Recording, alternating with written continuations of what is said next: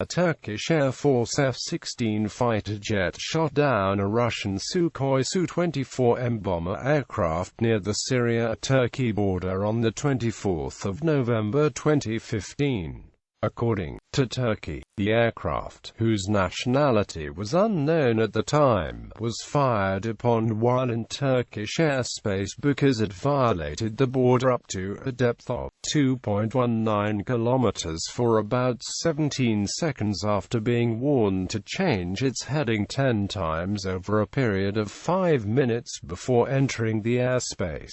The Russia Defense Ministry denied the aircraft ever left Syrian airspace, counter-claiming that the satellite data showed that the Sukhoi was about 1,000 meters inside Syrian airspace when it was shot down. The U.S. State Department said that the U.S. independently confirmed that the aircraft's flight path violated Turkish territory, and that the Turks gave multiple warnings to the pilot, to which they received no response and released audio recordings of the warnings they had broadcast. Turkish President Recep Tayyip Erdogan pointed out that Turkey had the right to defend its airspace. Russian President Vladimir Putin said that the U.S. knew the flight path of the Russian jet and should have informed Turkey. Two U.S. officials said that Russia did not inform the U.S. military of its jet's flight plan. The Russian pilot and weapon systems officer both ejected from the aircraft. The weapon systems officer was rescued. The pilot was shot and killed by Syrian rebel ground fire while descending by parachute. The shooting of an ejecting aircraft pilot is in contravention of Article 42 of the 1977 Additional Protocol of the Geneva Convention. A Russian naval infantryman from the search and rescue team launched to retrieve the two airmen was also killed when a rescue helicopter was targeted by the rebels. The shooting down of the Sukhoi Su-24M was the first destruction of a Russian or Soviet Air Force's warplane by a NATO member state since the Korean War. Reactions to the incident included denunciation from Russia and an attempt to defuse the situation by NATO afterwards. Russia deployed the guided missile cruiser Moskva armed with S-300F long-range SAM missiles off the Syrian coast near Latakia and S-400 mobile SAM systems to Khmeimim Air Base. In response, the Turkish armed forces deployed a land-based radar electronic support system developed by Turkey's ASELSAN, rendering the effective range of Russian SAMs out of reach of Turkey's airspace. The Turkish jammer systems also allegedly interfered with Russian aviation navigations, radars and military communications. Background: after the 2012 shooting down of a Turkish jet by Syrian forces, Turkish Prime Minister Erdogan protested, saying that brief incursions should not trigger an attack, pointing out that Turkey did not shoot down Syrian helicopters that strayed into Turkish airspace. Nevertheless, as a response to the event, he announced that Turkey changed its rules of engagement, and said it would start to consider all military elements approaching from Syria are an enemy threat and would act accordingly. Subsequently, Turkey shot down a Syrian Mi-17 helicopter in September 2013 and a MiG-23 warplane in March 2014. Russia is one of several countries directly involved in the Syrian conflict. On 30 September 2015, Russia began its air campaign against the Islamic State of Iraq and the Levant and other anti-government forces. In early October, Turkey and NATO protested against what they saw as Russia's deliberate violations of Turkish airspace. The Russian Defense Ministry admitted that a Russian Su-30 aircraft had entered Turkish airspace for a few seconds because of bad weather. adding that measures had been taken to prevent a repeat of such incidents. However, Turkish radar had tracked the aircraft straying into Turkish airspace for up to 8 kilometers, lasting several minutes. From 3 to 15 October, 5 discussions between senior ranking officials from Turkey and Russia occurred, concerning Turkish rules of engagement and Russian violations of Turkish airspace. On 6 November 2015, 6 U.S. Air Force F-15C fighters were deployed by U.S. European Command from the 48th Fighter Wing at the Lakenheath base in Britain to Incirlik Air Base. As part of Operation Inherent Resolve, the government of Turkey requested these to secure the sovereignty of Turkish airspace because of earlier repeated Russian intrusions into Turkish airspace. On 19 November, Russian ambassador to Turkey Andrei Karlov and the Russian military attaché Colonel Andrei Viktorovich Dovga were summoned by Turkey. Russia, which was criticized by Turkey for having conducted operations near the Turkish border, a region inhabited by Syrian Turkmen and largely free of ISIL, was notified that Turkey's rules of engagement were in place and it would react to any violations of its border security. Turkey also warned Russia that it would not be indifferent to attacks targeting the life security of Turkmen in the Bey-Urbukik area. The preceding week, Turkey had called for the UN Security Council to discuss attacks against Turkish-backed Turkmens. Approximately 1,700 people had fled the area in the previous 3 days due to battles between Syrian government forces and anti-government Syrian, Turkmen and al-Nusra Front fighters. Russia has bombed the area near the Turkish border to support Syrian government forces. Syrian Turkmen formed their own armed brigades named Syrian Turkmen Brigades in opposition to the Syrian government of President Bashar al-Assad, loosely affiliated with other rebels such as the Free Syrian Army. The Turkmen brigades also cooperate with al-Qaeda's Syrian affiliate the al-Nusra Front and with the Salafi coalition known as Zahra al-Sham. In Latakia, the Turkish-supported rebels formed the Jabal al-Turkmen Brigade. The shooting down, on 24 November 2015 at 9:24 a.m., as it was returning to Khmeimim Air Base, a Russian Sukhoi Su-24 bomber aircraft with tail number 83 was shot down near the Syrian-Turkish border by AIM-9X Sidewinder missile from a patrolling Turkish Air Force F-16 fighter jet.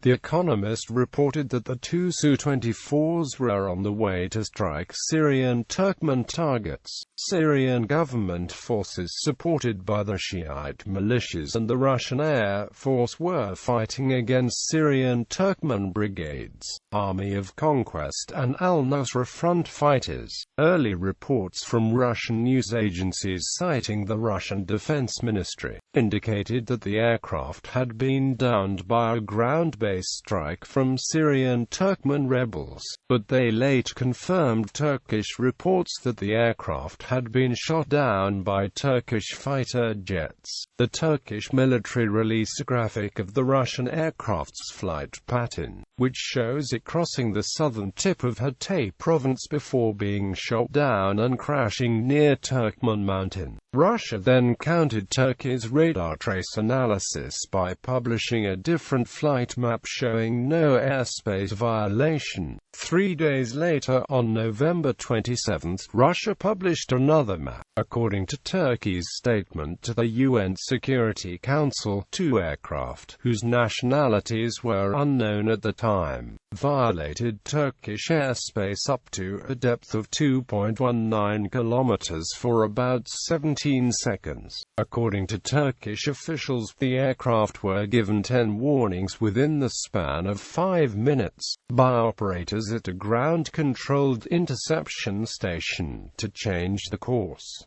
Turkey later released the audio recording. The Russians claimed there were no warnings. Analysts have noted that Turkey's warnings were issued on a dedicated mutually agreed radio channel, which was the International Guard channel, but the R862M radio fitted to the Su-24M is not able to monitor this channel without optional equipment, which may not have been installed. According to Turkey, one aircraft left Turkish national airspace after violating it. The other aircraft was fired upon by Turkish F-16s patrolling the area and crashed into Syrian territory after being hit in Turkish airspace. Based on its heat signature, an anonymous American official stated that the jet was hit in Syrian airspace after a short incursion into Turkey. On the 30th of November, U.S. Ambassador to NATO Douglas Lute stated that the data supported the Turkish version of events. According to the Russian Defense Ministry, the Su-24 was down from an altitude of 6,000 meters within 1 kilometer of the Turkish border and in Syrian airspace,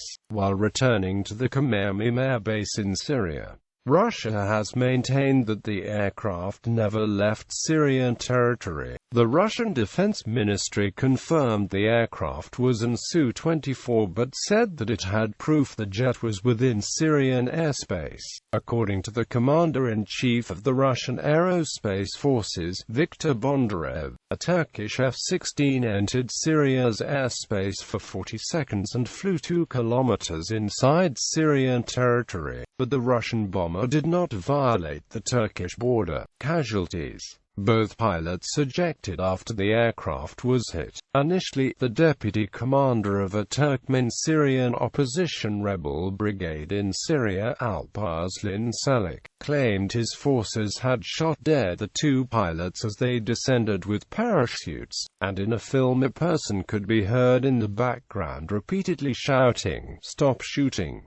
in Turkish as the parachutists descended. A Turkish official reported that he believed both were alive. It was also reported that one of the pilots had been captured by the Turkmen fighters and a video was circulated which allegedly showed the pilot's body. Russia's military general staff spokesman Lieutenant General Sergei Rudskoy confirmed that one pilot, Lieutenant Colonel Oleg Anatolievich Peshkov, was killed by ground fire. The other pilot, who was the navigator, was rescued. The shooting of an ejecting aircraft pilot is in contravention of Article 42 of the 1977 Additional Protocol of the Geneva Convention. The pilot of the Su-24, Oleg Peshkov, 45, was posthumously awarded the Hero of the Russian Federation, the country's highest military honor. The surviving weapon systems officer, Konstantin Murektin, and the killed rescuer, Alexander Pozyanich,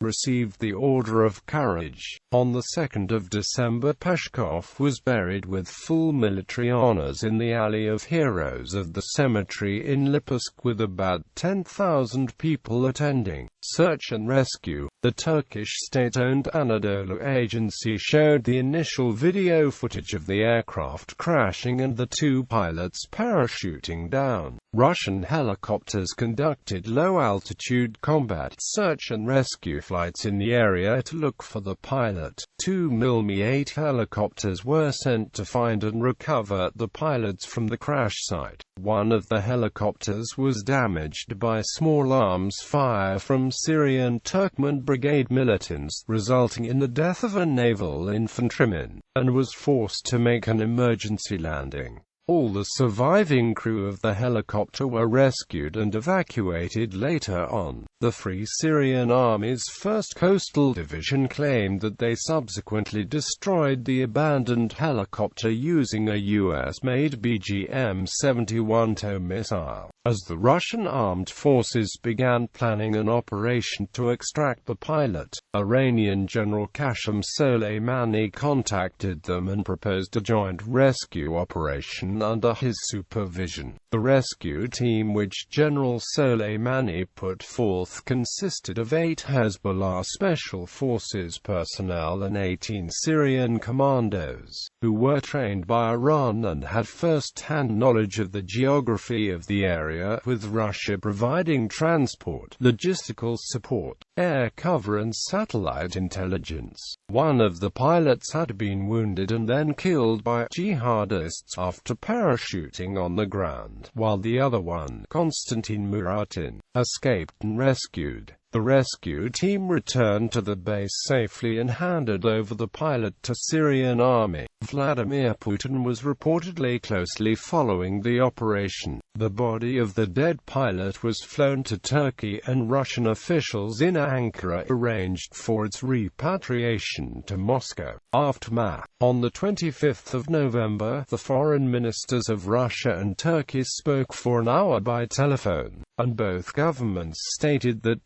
they would not initiate a war as a result of the incident. Russian Foreign Minister Sergei Lavrov told journalists that his country would seriously re-evaluate its relationship with Turkey. The Russian Defense Ministry broke off military contacts with the Turkish armed forces, and Russian defense officials said that future airstrikes in Syria would be escorted by fighters. According to the Russian Minister of Defense Sergei Shoigu, Russia will deploy S-400 surface-to-air missile systems to Khmeimim Air Base in Syria, where the Russian Aerospace Forces Group is stationed. On the 2nd of December, it was reported that Turkey had countered by installing the KARAL electronic jamming system along its southern border with Syria. Reactions involved parties. A few hours after the incident, Russian President Vladimir Putin spoke from Sochi, where he was meeting with King Abdullah II of Jordan, saying that it was a stab in the back by terrorist accomplices, that Russia would not put up with attacks like this one, and that Russia-Turkey relations would be affected. Foreign Minister Sergei Lavrov was due to visit Turkey the next day, and Turkish President Recep Tayyip Erdogan had scheduled a visit to Russia later in the year.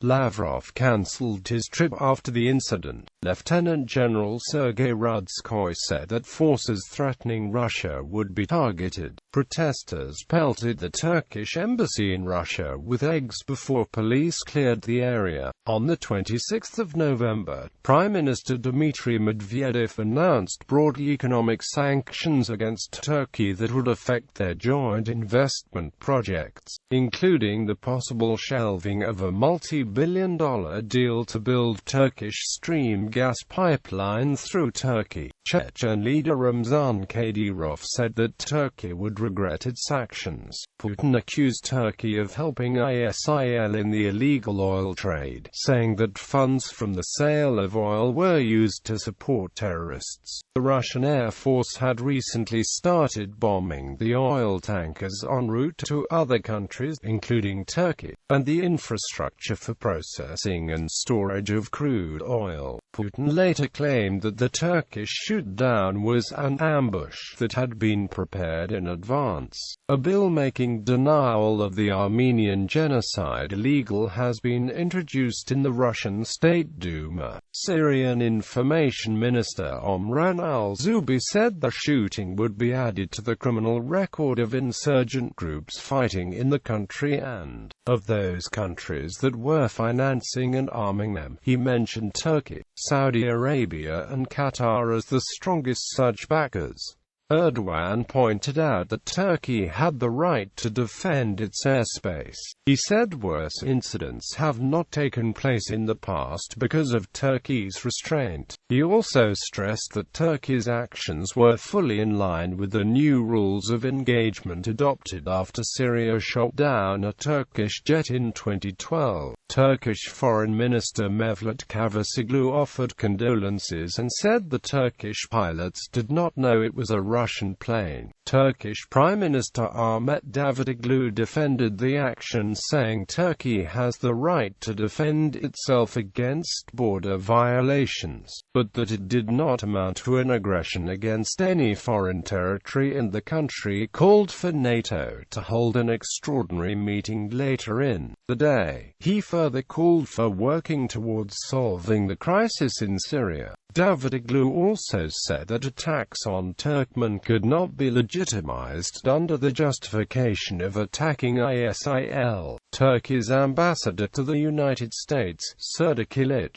asked for Turkey's warnings to be taken seriously. Davutoglu said Turkey would cooperate but did not offer an apology. Dozens of protesters were reported outside the Russian consulate in Istanbul demonstrating against Russian military operations in the Turkmen-populated areas of Syria. Russian President Putin issued a decree within hours of Turkey's statement which placed a ban on trade of some goods, forbade extensions of labor contracts for Turks working in Russia as of the 1st of January 2016, ended chartered flights from Russia to Turkey, disallowed Russian tourism companies from selling holiday packages with a stay in Turkey, and called for ending visa-free travel between Russia and Turkey, while ordering tight control over Turkish air carriers in Russia. Using security as a justification, Russia started bombarding rebels, including Turkmen insurgents, in Latakia, ignoring demands made by Turkey over the previous week to end its military operations close to the Turkish border. A Turkmen commander said missiles fired from Russian warships in the Mediterranean were also hitting the area. Russian Defense Ministry spokesman Igor Konashenkov said that as soon as the pilot was rescued, the groups responsible for the attack had been killed by Russian bombing and Syrian government rocket artillery. A Turkish supply convoy, reportedly carrying small arms, machine guns and ammunition, was bombed by what is believed to have been Russian airstrikes in the northwestern town of Asaz, in northwestern Syria, claimed as an aid convoy by the Turks. No organization has as yet confirmed that the convoy belonged to them. At least 7 people died and 10 people were injured as around 20 trucks went up in flames. Turkish state-run Anadolu agency accused Russia of supporting the Kurdish YPG, PYD and Syrian Democratic Forces. On the 25th of November, the day after the jet was shot down, a Russian lawmaker, Sergei Mironov, introduced a bill to the Russian parliament that would criminalize the denial of the Armenian genocide, a political move that Turkey has strongly opposed when countries like France and Greece adopted similar laws. On the 26th of November, Russia deployed the guided missile cruiser Moskva armed with S-300F long-range SAM missiles positioned off Latakia, off the Syrian coast, and S-400 mobile SAM systems to Khmeimim Air Base. The Russian military warned it would shoot down any aerial target that posed a threat to its planes. On the 26th of November, the Russian Ministry of Defense broke off contact with the Turkish military. All existing channels of communication between the two sides have been shut down, the ministry said. On the 27th of November, Russia announced that it had also suspended its participation in joint Black Sea naval drills indefinitely. The Russian Navy's envoy in charge of coordinating the actions of Russia's Black Sea Fleet with the Turkish Navy has reportedly been recalled. On the 27th of November, Russian Foreign Minister Sergei Lavrov announced that Moscow will halt the existing visa-free regime starting on the 1st of January, saying that Turkey has become a conduit for terrorists and has been reluctant to share information with Moscow about Russian citizens accused of involvement in terrorist activities. On the 28th of November, Russian President Vladimir Putin signed a decree imposing economic sanctions against Turkey. The decree, which came into force immediately, banned charter flights from Russia to Turkey, prevented tour firms selling holidays there, and outlawed some Turkish imports, and halted or curbed the economic activities of Turkish firms and nationals. On the 2nd of December, Russian Deputy Defense Minister Anatoly Antonov said in a media briefing with foreign journalists that Turkey was the biggest buyer of stolen oil from Syria and Iraq, and accused the family of Turkish President Recep Tayyip Erdogan of being directly involved in the trade of petroleum with the Islamic State group. On the 3rd of December, Putin referred to the incident during his annual State of the Nation speech. On the 23rd of December, Selahattin Demirtas, co-leader of Turkey's pro-Kurdish People's Democratic Party, criticized Ankara's stance regarding a Russian jet shot down by Turkey. On the 27th of December, the Turkish newspaper Hürriyet published an interview with Alparslan Çelik, who spoke about the downing. TASS reported that the Turkish militant had fought in Syria for 2 years. The Russian Foreign Ministry expressed surprise and indignation that a major Turkish newspaper had given floor to the murderer and terrorist, filled with hatred towards Russia and the Russian people. On the 30th of December, the Russian Foreign Ministry called for Ankara to arrest Çelik. On the 27th of June 2016, Turkish President Recep Tayyip Erdogan sent a letter to Russian President Vladimir Putin expressing his deep regret for what happened, and that a judicial investigation is underway against the Turkish citizen said to be involved in the Russian pilot's death. Russian media interpreted the contents of the letter as an apology for downed aircraft. 3 weeks later, Erdogan announced in an interview that the 2 Turkish pilots were arrested and that a court should find out the truth.